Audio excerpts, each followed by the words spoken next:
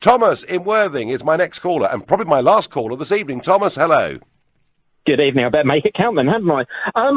Absolutely. I was going to ring up and say that UKIP needs to grow up. I mean, I'm a member of nearly 4 years. But what I'm actually going to say is what needs to be done to evolve UKIP.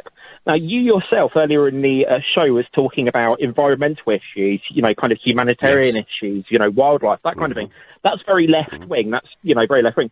UKIP have talked in the last few years about direct democracy. I don't know. Thomas, why is stopping a devastating fishing method supported by big business, very much in the pockets of big politics? That's not left-wing, is it? It's common sense.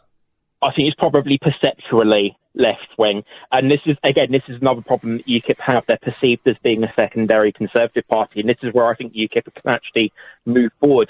What UKIP need to do is need to look at the policies set out by the Labour Party, the Liberal Democrats and the Conservatives, and pick and choose from each of the parties which best serves the people.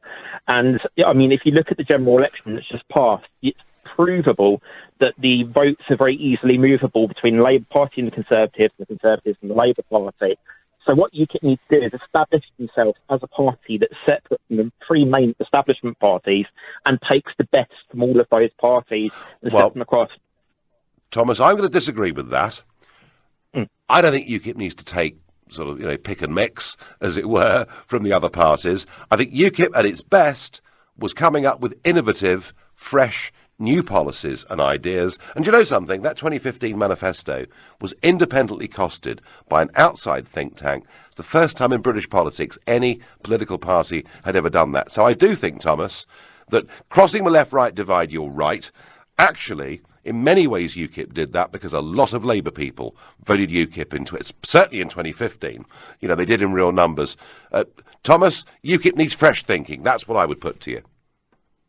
It needs to change its perception as well, though, because it's so easily defined as being a secondary Conservative party, and you and I both know that they're more than that. They're more than that. Thomas, I thank you very much indeed for your call.